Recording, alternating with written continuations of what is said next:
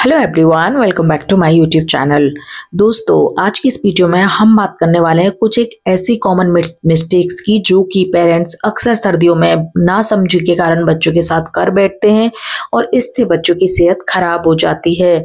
तो दोस्तों, अगर आपके बच्चे की पहली सर्दी है तो आप ये गलतियां बिल्कुल नहीं करें, नहीं तो आपके बच्चे को सर्दी, खांसी, जुकाम, बुखार इस तरह की सर्दी के मौसम में बहुत सी समस्याओं का सामना करना पड़ सकता है। तो दोस्तों, ये मिस्टेक्स आपको नहीं करनी है।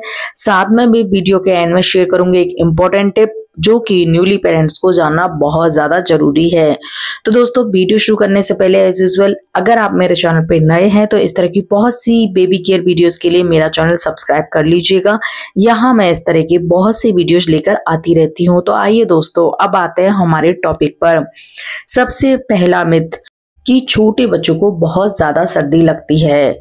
दोस्तों, ऐसा बिल्कुल नहीं है। आपका बच्चा पूरे दिन लेटा रहता है, तो ऐसे में अगर आपके बच्चे की उम्र 6 महीने से कम है तो बीइंग ए पेरेंट्स आपको हमेशा ये लगा रहता है कि आपके बच्चे को सर्दी ज्यादा लग रही होगी, लेकिन फिर भी दोस्तों, आपको जितनी लेयर आप पहनती हैं उससे ही सिर्फ एक लेयर ज्यादा बच्चे को पहनानी है। क्योंकि कई पेरेंट्स सर्दियों में बच्चों को बहुत सी लेयर्स पहना देते हैं, स्वेटर पहना देते हैं, अंदर इनर पहना देते हैं, साथ में वार्मर पहना देते हैं। तो दोस्तों, अगर इतने सारे कपड़े अगर बच्चों को पहनाते हैं तो उसके बहुत से प्रॉब्लम्स बच्चे की स्किन पे देखे जाते हैं।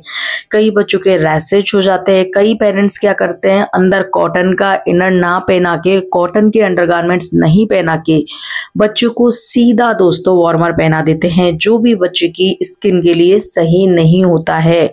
तो सबसे पहले आपको ये पता होना चाहिए कि आप जितनी लेयर सर्दी में पहन रहे हैं उससे सिर्फ एक लेयर आपके बच्चों को आपको पहनानी है। ऐसा नहीं है कि आपके बच्चों को एक्सट्रीम ज्यादा ही सर्दी लगती है और आप उसको 10 लेयर बच्चों को पहना दें। तो पहली चीज, बच्चों को ओवर क्लोथिंग बिल्कुल नहीं करें।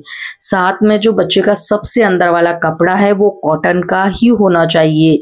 साथ में उसका फैब्रिक एकदम सॉफ्ट होना चाहिए, जिससे कि आपके बच्चे की जो स्किन है उस पे किसी भी तरह के रैशेस ना हो। अगर हम बच्चों को हमेशा विंटर्स में स्वेटर पहना के रखते हैं तो ये भी दोस्तों, बच्चा जो बॉडी की हीट होती है वो इससे बढ़ती है और बच्चे की जो स्किन की नमी होती है उसको एब्जॉर्ब करता है, और इसी से क्या होता है कि बच्चे की स्किन पे ड्राइनेस हो जाती है। इसलिए बच्चों को हर टाइम स्वेटर में लपेट के रखना या बच्चे को बहुत ज्यादा लेयर्स पहनाना आपके बच्चे की स्किन के लिए सही नहीं रहता है।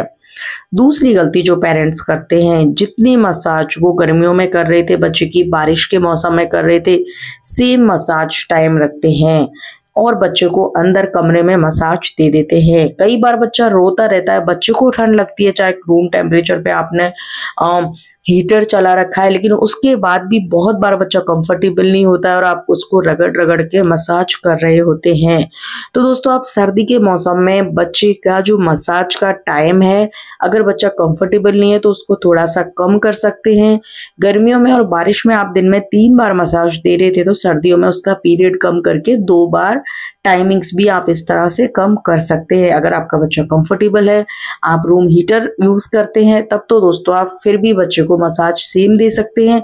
लेकिन फिर भी सर्दियों में आपको बिल्कुल भी रिस्क नहीं लेना चाहिए। मसाज बच्चे की जरूर करनी चाहिए, लेकिन ये नहीं है कि बच्चे को रगड़ रगड़ के मसाज कर रहे हैं, बच्चे को ठंड लग रही है और बच्चा रोए जा रहा है और आप उसकी मसाज कर रहे हैं।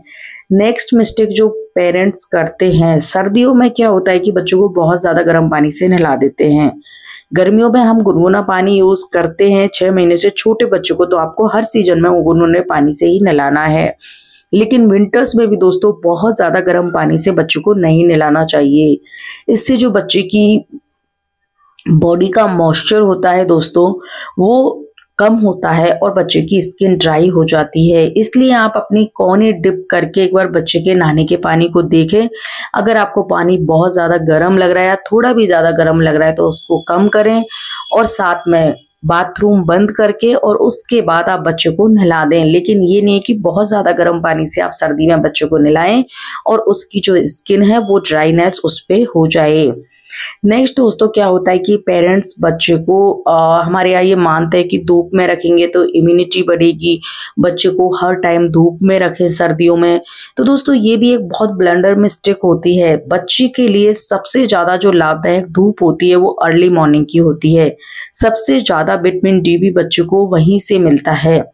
इसके अलावा अगर आप दोपहर में बच्चों को धूप में रख रहे हैं 20 मिनट 15-20 मिनट चाहे आप ढक के रख रहे हैं, फिर भी आपके बच्चे की इससे टैनिंग हो सकती है। बच्चे की स्किन कई बार ज़्यादा धूप में रखने से खराब भी हो सकती है। इसलिए आप बच्चों को डायरेक्ट सनलाइट में ना रखें और आप अर्ली मॉर्निंग रखें, सुबह की धूप में रखें, लेकिन 10-11 बजे बाद की धूप में बच्चे को अननेसेसरी आप नहीं ले जाएं। कई पेरेंट्स को तो ये लगता है कि सर्दी के मौसम में अगर धूप में बच्चे की बाहर मसाज करेंगे तो बच्चे को बहुत अच्छा लगेगा और गर्मी भी लगेगी। ऐसा बिल्कुल नहीं होता दोस्तों। सर्दियों के मौसम में आप जब घर से बाहर चाहे धूप हो लेकिन हवा में ठंडक रहती है, इसलिए आपको इस तरह की चीज भी धूप में ले जाकर बच्चों को रगड़ रगड़ के मसाज नहीं देनी है। नेक्स्ट मिस्टेक दोस्तों जो सबसे ज्यादा पेरेंट्स करते हैं, बच्चे का तो बहुत ज्यादा ख्याल रखते हैं लेकिन जो मदर बच्चे के सारे दिन आसपास रहती है वो खुद अपना ख्याल नहीं रख पाती हैं। तो दोस्तों ये सबसे इम्पोर्टेंट टिप है कि अगर आप खुद हेल्दी होंगी तो ही आपका बच्चा हेल्दी होगा। बच्चा जब फीड करता है तो सबसे ज्यादा वो मदर के आसपास ही रहता है। ऐसे में आप बच्चे की कितनी भी केयर कर ले, अगर आपको खुद को कफ है, कोल्ड है, फीवर है, वायरल है, तो इससे आपके बच्चा जरूर अफेक्टेड होगा। तो दोस्तों आपके बच्चों को बचाने के लिए आपको खुद को भी अपना केयर करना है, खुद को हेल्दी रखना है, गर्म खाना खाना है, ठंडी तासीर वाली चीजें सर्दी के मौसम में सुबह शाम नहीं खाएं।